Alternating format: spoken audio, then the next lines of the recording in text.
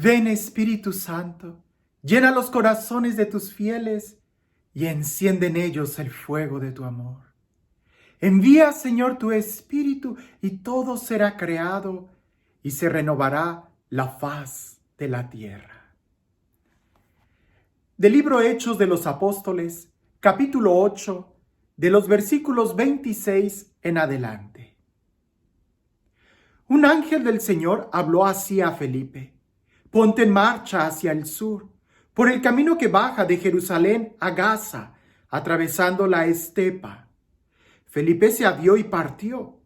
Por el camino vio a un etíope, eunuco, alto funcionario de Candace, reina de los etíopes, que estaba a cargo de todos sus tesoros y que había venido a adorar en Jerusalén. En aquel momento regresaba sentado en su carro leyendo al profeta Isaías. El Espíritu dijo a Felipe: acércate y ponte junto a ese carro. Felipe corrió hacia él y le oyó leer al profeta Isaías. Le preguntó: ¿entiendes lo que vas leyendo? Él respondió: ¿cómo lo puedo entender si nadie me guía en la lectura? El etíope rogó a Felipe que subiese y se sentase con él.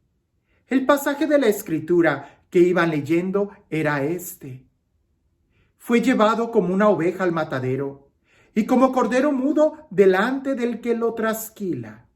Así él no abre la boca. En su humillación le fue negada la justicia. ¿Quién podrá contar su descendencia? Porque su vida fue arrancada de la tierra. El eunuco preguntó a Felipe: te ruego que me digas de quién dice esto el profeta, de sí mismo o de otro. Felipe entonces tomó la palabra y, partiendo de este texto de la Escritura, se puso a anunciarle la buena nueva de Jesús. Siguiendo el camino llegaron a un sitio donde había agua. El eunuco dijo: aquí hay agua, ¿qué impide que yo sea bautizado? Dicho esto, mandó detener el carro. Bajaron ambos al agua, Felipe y el eunuco. Felipe lo bautizó y al subir del agua, el Espíritu del Señor lo arrebató, de modo que ya no volvió a verle el eunuco, que siguió gozoso su camino. Felipe se encontró de pronto en Azoto. Recorrió evangelizando todas las ciudades hasta llegar a Cesarea. Antes de entrar de lleno al texto, quiero hacer algunos recordatorios y algunos comentarios, porque seguramente van a surgir algunas cuestiones o preguntas. ¿Recuerdas que había dicho en el principio, y si no lo he dicho, en este momento lo digo, que había dicho que Hechos de los Apóstoles es originalmente parte del Evangelio de San Lucas? Son dos obras que en realidad son una. Pero inmediatamente los primeros cristianos decidieron separar, haciendo dos volúmenes, de tal manera que los evangelios se pudieran concentrar en un lugar, y ya Hechos de los Apóstoles pasa inmediatamente después de la ubicación de los evangelios para hablar del cristianismo. Incluso originalmente el título de este libro no era Hechos de los Apóstoles, sino crecimiento de la primer comunidad cristiana o algo por el estilo, no lo recuerdo. La vida de la primer comunidad cristiana. Y con mucha razón le cambiaron el nombre porque Hechos de los Apóstoles está más en sintonía con la intención del autor de hablar del desarrollo de la evangelización hasta los confines de la tierra. Bien, también cabe aclarar que a nuestros días nos llegaron dos versiones de este libro. Así como lo estás escuchando, toma aire que voy a explicar. Una versión la llamamos de Alejandrina o el código alejandrino. Esta versión alejandrino o del código alejandrino tiene su raíz más claro en el Códice Saniático y Vaticano. Este código alejandrino o la versión alejandrina del libro de Hechos de los Apóstoles es la que la mayoría de las Biblias conserva por considerarse más antigua. Sin embargo, es un poco más breve que el otro código occidental, que tiene su códice en Beza, en Cambridge. Más o menos la diferencia de tamaño son aproximadamente 800 palabras. No es mucho para el tamaño de un libro. Sin embargo, a pesar de que son muy semejantes, a diferencia de esas palabras o pequeños versículos que uno sí tiene y el otro no tiene, se decidió conservar más el de Alejandrino por la antigüedad. Pero actualmente se está revalorizando mucho el código o la versión occidental porque precisamente esas pequeñas añadiduras o comentarios extra que tiene son detalles muy importantes. No te sorprendas, no es ningún misterio. Si tú tienes la Biblia Jerusalén, que es la que he recomendado en muchas ocasiones, y cuando encuentran textos como este, algunos me escriben y me dicen, padre, mi Biblia tiene un error, ¿por qué sucede esto? ¿Por qué sucedió esto? Yo les digo, por favor, cuando la estés leyendo, también trata de leer los comentarios o el cuerpo académico que viene abajo. Para eso estás comprando esta Biblia, para también tratar de leer lo que hay más atrás. Si nosotros estamos leyendo la Biblia Jerusalén, nos vamos a dar cuenta que del versículo 36 se brinca al versículo 38. ¿Por qué?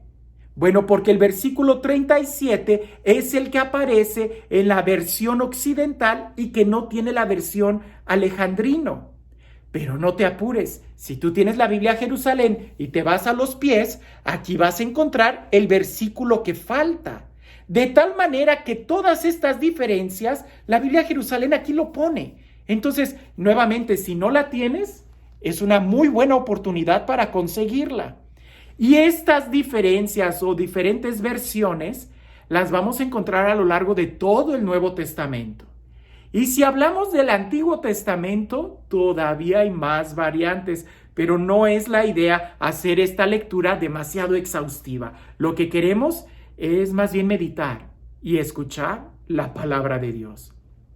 Ahora bien, otra palabra que a veces surge o pregunta es, ¿qué es eunuco? Afortunadamente el día de hoy ya no hay eunucos, eso creo, a lo mejor en alguna región o en algún país. Eunuco era un varón, un hombre, que podía ser eunuco por 3 razones. Una era por defecto de nacimiento o por accidente. La segunda era más o menos por servicio que se prestaba a algún rey. Eunuco significa castrado, es decir, se le quita los testículos y el pene, se le castra. Entonces, era porque nacía con defecto, porque tenía un accidente, o era porque los reyes querían tener a varones que cuidaran a sus hijas. Entonces los castraban y eran eunucos que desde muy pequeños, desde niños, adolescentes, eran tomados de los esclavos, los castraban y los educaban para cuidar a las princesas. De esa manera no iban a abusar de la princesa y el eunuco podía ser como un sirviente que cuidara de la princesa todo el tiempo, día y noche. Eran como esclavos protectores, pero para que no fueran a tener ningún problema, eso era lo que hacían. Y la tercera definición que hay que tenerla en cuenta era la que imperaba más en el Imperio Romano en la época de Hechos de los Apóstoles, que se usaba esa palabra de una manera mal empleada a los varones afeminados u homosexuales. Se les decía también eunucos. Entonces, cualquiera que haya sido la razón, y parece que esta es más en la segunda, porque este era el que cuidaba o trabajaba era un funcionario de Candace, ¿verdad? Y cuidaba los tesoros, entonces pudiera ser más o menos que desde su infancia o niñez lo castraron para cuidar los bienes o a una princesa. Ahora, otro aspecto importante es de que este personaje era etíope. Y aquí entra una duda muy fuerte. Algunos comentaristas se inclinan a decir que él era pagano, que él no era judío. Pero si él entró al templo de Jerusalén para adorar, entonces quiere decir que sí era un judío, pero era helénico, es decir, de los que habían nacido fuera de Palestina. Y esta versión o esta idea puede ser más fuerte y más clara porque él está leyendo el libro del profeta Isaías en griego. ¿Cómo lo sabemos? Porque también hay algunas diferencias en la traducción cuando lo leen directamente del hebreo o cuando lo leen del griego. El texto que aquí nos cita es el texto de la versión de los 70 que es griego. Ahora sí, ya que hicimos una especie de estudio muy breve sobre el contexto, vamos al texto. Hay que subrayar, los apóstoles regresan a Jerusalén. Pedro y Pablo regresan a Jerusalén y Felipe sigue evangelizando y Felipe continúa evangelizando a otros lados. Incluso el ángel del Señor le habla a Felipe y le dice: ponte en marcha hacia el sur, por el camino que baja de Jerusalén a Gaza. Hablemos de los apóstoles. Los apóstoles regresan a Jerusalén porque la misión no es su hogar, es una misión donde ellos van y predican. Pero también hay que recibir, hay que tener una comunidad base, hay que tener una autoridad sobre ti. Y los apóstoles regresan a Jerusalén, que es en donde pertenecen en ese momento. Esto es muy importante, porque todos están bajo una autoridad. Incluso cuando Felipe está predicando en los samaritanos y los de Jerusalén se enteran de eso, van a supervisar, a guiar e incluso a orar, imponer las manos, a administrar un sacramento para que esa comunidad esté más unida a la de Jerusalén. Y ellos regresan a Jerusalén. Ahora, el Espíritu, el ángel le dice: ve camino bajo de Jerusalén. Es decir, Felipe sale y se mueve de Samaria hacia esa región. Curiosamente, podemos decir nosotros, la gracia y la misericordia y la experiencia de Dios se tenía dentro del templo de Jerusalén. Pero las profecías hablaban de un río que salía de Jerusalén y que por donde pasaba ese río iba sanando todo. ¿Recuerdas esas profecías? Pues bien, ahora la salvación sale de Jerusalén. A las afueras de Jerusalén, cuando se está retirando, ahí es donde tiene un encuentro muy particular. Este momento, cuando él está bajando y que es guiado por el Espíritu de una manera increíble, Felipe debió de haber desarrollado una docilidad que obedecía al Espíritu y le escuchaba muy bien. Cuando se empareja, va escuchando que el eunuco está leyendo al profeta Isaías y le dice: ¿entiendes lo que estás leyendo? Hago una pausa. El eunuco venía de Jerusalén porque había adorado a Dios, lo que quiere decir que era una persona muy piadosa. Pero curiosamente, el encuentro, el hambre que tiene por Dios, su devoción no termina en una peregrinación, sino que continúa.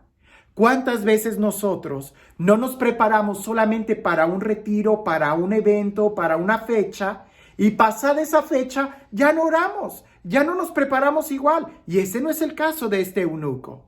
El eunuco se había preparado para entrar al templo de Jerusalén, pero cuando sale de Jerusalén sigue leyendo la Sagrada Escritura.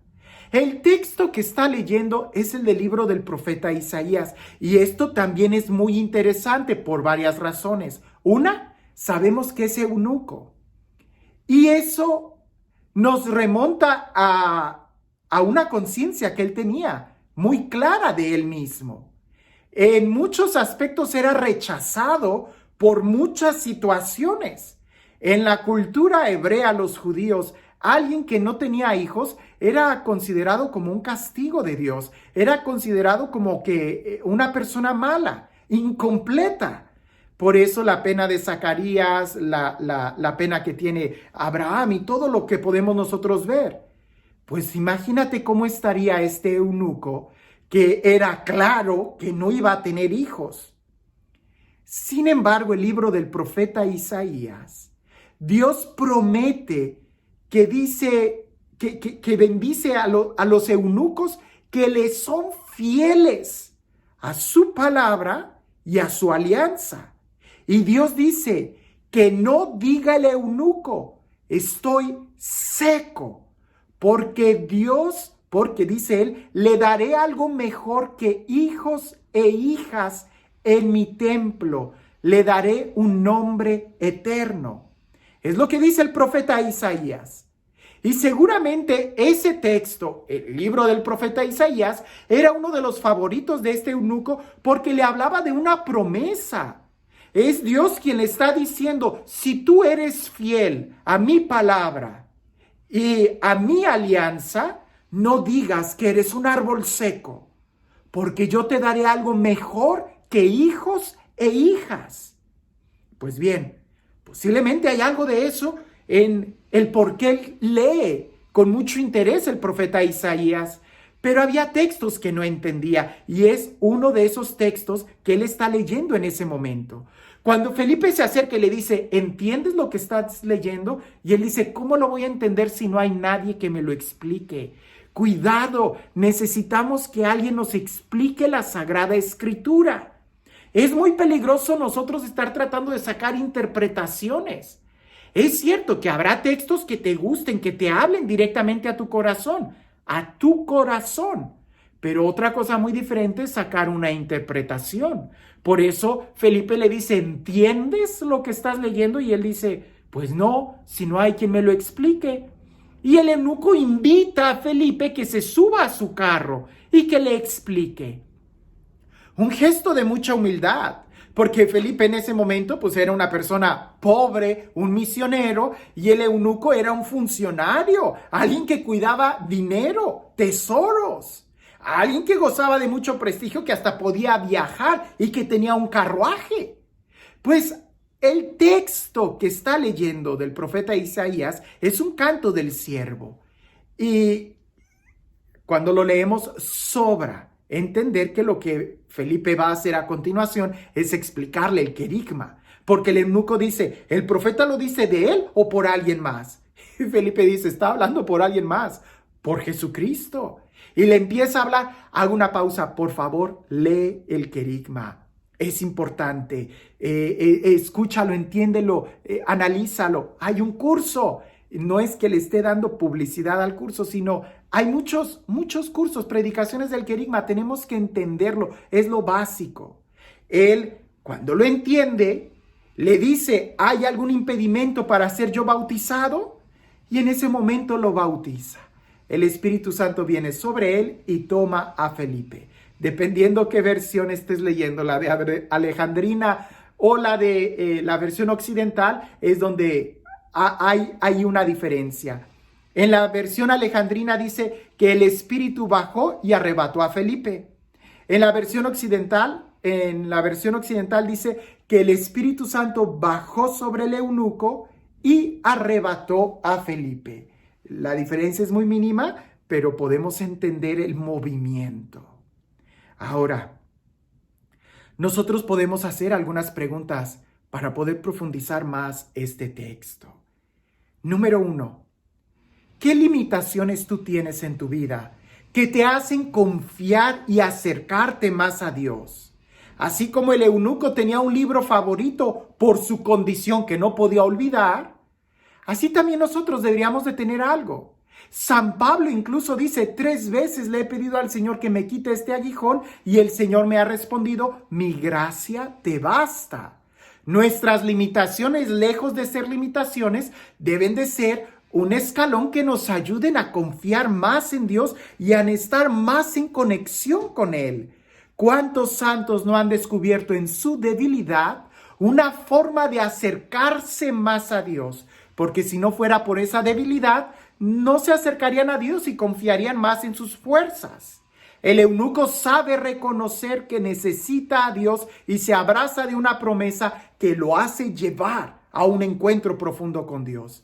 Segundo momento o pregunta, ¿Tú te preparas solamente para un retiro? ¿Solamente para un evento? ¿O después de ese retiro te sigues preparando? Porque, por ejemplo, la Cuaresma, nos preparábamos para la Pascua y después de la Pascua, nos preparamos para Pentecostés y después de Pentecostés. El eunuco se sigue preparando después de haber ido a Jerusalén. Y es precisamente en ese deseo, en esa hambre que tiene de Dios, que Dios le responde en el camino. Es después. No salió decepcionado de haber ido a Jerusalén, siguió buscando. Esa es la actitud que debemos de tener de alguien que sigue buscando a Dios. Así que trata de buscar algo que te ayude a mantenerte en conexión con Dios y no te canses de buscar, porque aunque no entiendes, Dios te proveerá de un maestro o de un Felipe que te ayude a entender la Sagrada Escritura si tú estás dispuesto a escuchar. Y también, si pensamos en Felipe, ¿qué tan dóciles somos para escuchar la inspiración del Espíritu Santo?